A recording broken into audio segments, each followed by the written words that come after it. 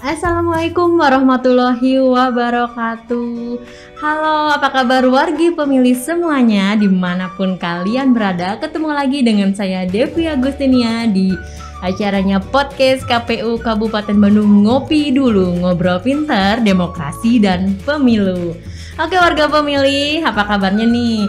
Nah, untuk episode kita pada kali ini, kita seperti biasa nih akan mendatangkan bintang tamu yang luar biasa yang nanti akan ngobrol-ngobrol berbagi cerita dan pengalamannya seputar kepemiluan. Nah, pasti penasaran kan? Namun sebelum itu, teman pemilih, saya mengingatkan kembali jangan lupa untuk subscribe, like, dan share tayangan podcast kita.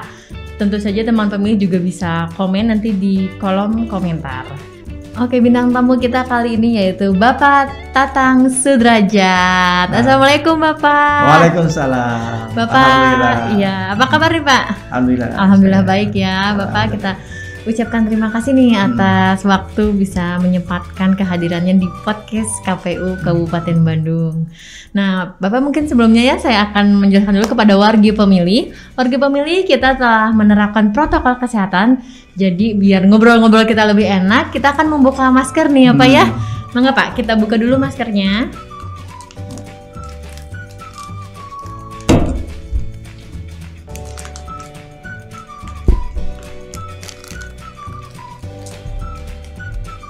Nah, kita akan ngobrol lebih enak ya Pak ya. Karena insya Allah kita jaga jarak, kita mematuhi protokol kesehatan. Nah Pak Tatang nih, udah lama nih Pak nggak main ke KPU Kabupaten Bandung ya? Ya, sewaktu-waktu kan? Sewaktu-waktu ya. Suka jalan-jalan juga. Iya. Nah mungkin wargi pemilih juga di sini ada yang udah mengenal Pak Tatang atau mungkin juga belum nih. Siapa sih sosok seorang Tatang Sudrajat sampai menjadi bintang tamu podcast KPU Kabupaten Bandung? Pak Tatang ini bagian sejarah juga nih dari KPU Kabupaten Bandung. Mungkin pertama Bapak bisa memperkenalkan dulu nih atau bercerita siapa sih seorang Tatang Sudrajat? Mangga.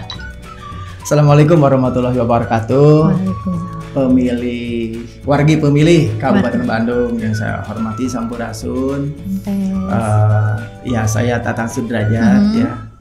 Sehari-hari memang sejak dahulu ya sudah 31 tahun sampai hari ini masih sebagai dosen ya di perguruan tinggi. Dan pada tahun 2003 sampai tahun 2013 ya, selama 10 tahun bahkan 10 tahun lebih ya, lebih 4 bulan, selama 2 periode ketika itu mendapatkan tugas ya untuk menjadi komisioner di KPU Kabupaten Bandung ya, dan di ujung-ujungnya pernah jadi ketua KPU Kabupaten Bandung yang ketika itu mempersiapkan pemilu 2014 iya. Kan begitu. Jadi kurang lebih 10 tahun lah. 10 tahun dan gitu ya. Setelah itu saya kembali ke kampus sampai hari ini. Ke profesi awal ya Pak ya. Bapak ya, Pak Tatang ini adalah seorang pendidik ya Pak ya. Nggak akan bisa lepas nih dari dunia kampus ngajar mengajar ya Pak ya. Nah mungkin wargi pemilih juga penasaran nih, ingin tahu setelah 10 tahun tadi nih Pak ya, dari 2003 kita masih berkantor di TKI ya Pak ya. Iya, sekarang mungkin di sini Bapak juga belum ya Pak ya di sini ya. 2003 sampai 2013 tadi ada dong Pak pengalaman atau suka duka sebagai seorang penyelenggara. Nah, gimana nih Pak pengalaman suka dukanya itu? Boleh dong ngobrol cerita sama wargi pemilih semua. Ya, wargi pemilih, kalau kita berbicara, khususnya saya kalau berbicara sukanya ya, atau senangnya atau happy-nya gitu ya, tentu banyak sekali lah ya. Yang pertama, sebagai warga Kabupaten Bandung, saya menjadi tahu sampai seluk-beluk seluruh wilayah yang ada di Kabupaten Bandung, yang ketika itu masih jumlah kecamatannya 45 kecamatan. Oh iya, belum pemekaran ya Pak ya? Masih gabung dengan KBB. Kan, ya kan, pemekaran KBB kan tahun 2007-2008. Oh iya, nah, sehingga saya sebagai warga Kabupaten Bandung yang sebelum jadi anggota KPU hanya mengenal tidak lebih dari 10 kecamatan, 15 kecamatan, menjadi kenal semua. Ini kan luar biasa. Itu membahas, termasuk saya menjadi sangat senang. Bagian dari kesenangan saya adalah tahu jalan-jalan tikus antar kecamatan yang sangat banyak itu kan luar biasa. Sesuatu yang belum pernah dialami sebelumnya kan. Jadi luar biasa lah pengalaman itu. Iya. Lalu pengalaman yang kedua yang menyenangkan kedua tentu sebagai makhluk sosial ya, dalam interaksi sosial ya saya menjadi banyak teman, banyak kawan, banyak dulur lah gitu. Iya. Kan banyak silaturahmi dengan baik dengan kawan-kawan wargi-wargi, pengurus partai politik maupun bukan pengurus partai politik, sehingga ya menjadi hidup lebih bermakna lah, lebih banyak dulur, banyak wargi kan, begitu. Nah yang ketiga tentu ini secara subjektif ya, secara individual, karena sehari-hari saya mengajar di Fakultas Ilmu Sosial Ilmu Politik, sehari-hari diantaranya mengajar mata kuliah yang berkaitan dengan pemilu, dengan pilkada, dengan demokrasi, ya tentu bagi saya ini juga sesuatu yang sangat menyenangkan. Jadi ya ada laboratorium ilmu politik lah, ya. Nah itu yang masih nyambung ya Pak ya, nyambung sekali ya, nyambung sekali. Sesuatu yang mungkin tidak diperoleh, tidak didapatkan oleh dosen-dosen ilmu politik yang lain sebagai praktisi pemilu dan pilkada kan begitu. Nah itu yang menyenangkan ya, gitu, yang membuat happy lah, yang tak tergantikan saya kira ya. Iya. Ya, yang membuat senang itu ya. Jadi begitu. Praktikum langsung itu ya Pak ya. Betul. Emang berharga lah, itu nggak mudah orang dapat gitu kan ya. 10 tahun ya Pak ya. Luar biasa itu ya. Laboratorium ilmu politik yang benar-benar saya rasakan langsung. Iya betul sekali. Nah itu kan mungkin sukanya ya Pak ya, dari sukanya mungkin ada Pak sedikit duka, bukan duka ya, udah pasti banyak sukanya. Tapi ya namanya dunia politik kepemiluan gitu ya Pak ya, ada mungkin cerita-cerita minusnya gitu, apa nih Pak nih, penasaran mungkin warga pemilih. Iya, kalaulah mungkin bukan duka ya, tapi pengalaman yang sedikit banyak membuat harus lebih catatan barangkali ya ke depan, dan mungkin juga dialami oleh siapapun ya. Biasanya kan pada awal-awal tahun anggaran ya, itu kan anggaran pemilu atau pilkada belum cair ya, biasanya kan. Nah, sampai sekarang mungkin gitu ya Pak ya, kendala-kendalanya itu. Saya atau kami ketika itu sebagai bagian dari penyelenggara pemilu atau pilkada kan sedikit riut gitu ya. Gimana caranya? Ya tentu saja yang paling riut kan sekretariat ya, jajaran sekretariat. Tapi kan sebagai pembuat keputusan di level kabupaten ketika itu ya menjadi sesuatu yang ya mestinya ke depan diperbaiki. Gimana caranya kan supaya di satu sisi pekerjaan lancar, tapi pada sisi yang lain juga ada tertib administrasi keuangan gitu. Nah itu. Nah lalu yang lainnya barangkali kalaupun mau disebut duka gitu ya. Ya dalam arti perilaku sebagian dari pemangku kepentingan pilkada atau pemilu kadang-kadang dalam mengekspresikan kehendak ya, mengekspresikan aspirasi, protes ataupun kehendak ya, usulan dan sebagainya, kadang-kadang ada yang masih di luar koridor tata krama dan etika. Ya, saya merasakan itu. Tapi saya tidak terganggu sih. Itu ya, masih batas wajar ya Pak ya itu. Ada yang ya marah-marahnya sampai berlebihan dan sebagainya. Ya, inilah dunia politik. Iya, dunia politik. Kalau istilah ada ya seorang ahli yang mengatakan KPU itu kan mengadministrasikan politik. Ya. Mengadministrasikan kan pasti berjumpa dengan hal-hal yang sifatnya satu bentuk perilaku dari para pemangku kepentingan ya. Dan memang ada kepentingan kan ya di situ ya Pak ya. Termasuk tim kampanye ya, kadang-kadang saya jumpai ya sedikit agak-agak melakukan kekerasan lah gitu ya, atau perilaku yang agak-agak kurang beretika. Tapi dalam pengamatan secara umum masih wajar. Wajar ya, itu kan sedikit mungkin ya Pak ya, doganya lebih banyak mungkin suka dalam jauh lebih banyak. Sampai itu pun mungkin nanti tertutupi lah ya Pak ya, tidak terasa. Pokoknya pengalaman saya di KPU Kabupaten Bandung ya, yang ketika itu sekretariatnya masih di Taman Pokok Indah, jauh lebih banyak ya volumenya itu yang menyenangkan. Alhamdulillah. Sehingga bagi saya pribadi sangat impresif ya, sangat ekspresif ya, sangat impresif kan, sangat berbekas lah gitu, jauh lebih banyak senangnya. Kalau dibukukan mungkin sampai berjilid-jilid ya Pak ya. Gitu. Dan hobi Bapak juga kan ya Pak ya, menulis gitu, pengalaman dulu kita ya Pak ya. Termasuk ketika sekarang saya kembali sepenuhnya ke kampus. Dulu pun selama 10 tahun saya tidak meninggalkan kampus, cuman volumenya diperkecil. Sekarang pengalaman 10 tahun itu saya tulis banyak. Saya pun mengamati terus pilkada dan pemilu dalam berapa ya, 8 tahun saya meninggalkan KPU ya. Sudah tidak kurang dari 8 artikel saya, paper saya yang gitu dimuat dimuat di jurnal-jurnal ilmiah, baik level lokal, level nasional maupun internasional, dan saya presentasikan termasuk di forum internasional, konferensi internasional, ya begitu. Termasuk juga saya bulan depan akan mempresentasikan penelitian saya tentang hal-hal yang berkenaan dengan pemilu 2019 di masa COVID gitu ya. Iya, luar biasa ya Pak ya. Mungkin itu juga kebanggaan kita nih sebagai bukan ditinggalkan oleh Bapak ya, tapi kita penerus juga nih ya Pak ya di KPU Kabupaten Bandung. Pernah juga bergabung dengan seorang Pak Tatang Sudrajat, itu suatu kebanggaan Pak. Nah mungkin Bapak untuk selanjutnya nih, gimana nih pandangan seorang Pak Tatang Sudrajat tentang penerapan demokrasi nih khususnya tuh di Kabupaten Bandung nih Pak, dengan pengalaman 10 tahun tadi dan sekarang pun tetap tidak meninggalkan itu ya Pak ya. Gimana nih pendapat Bapak?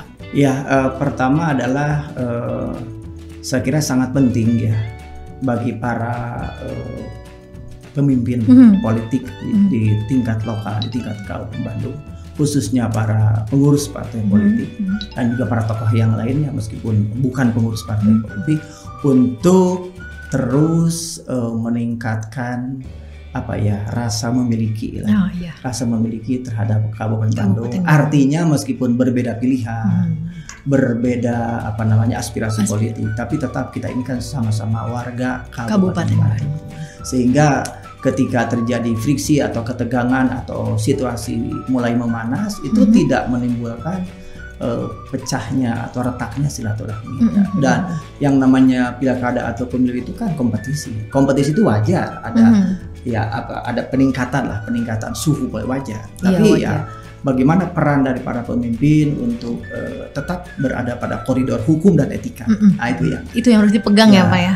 Yang kedua ada pengamatan saya berkenaan dengan aspirasi politik atau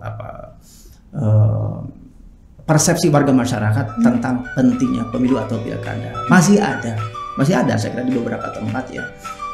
Sebagian warga yang memandang untuk apa sih pemilu, untuk apa sih pilkada, toh nasib saya masih seperti ini. Nah ini kan tantangan besar.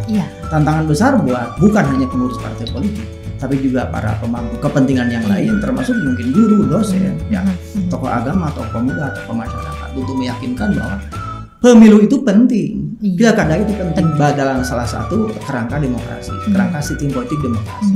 Kan tidak ada yang namanya demokrasi bila tidak ada pemilu atau pilkada. Nah itu saya kira kerja besar. Bukan hanya pemerintah, saya kira semuanya, termasuk tentu KPU apalagi sebagai penyelenggara pemilu atau pilkada.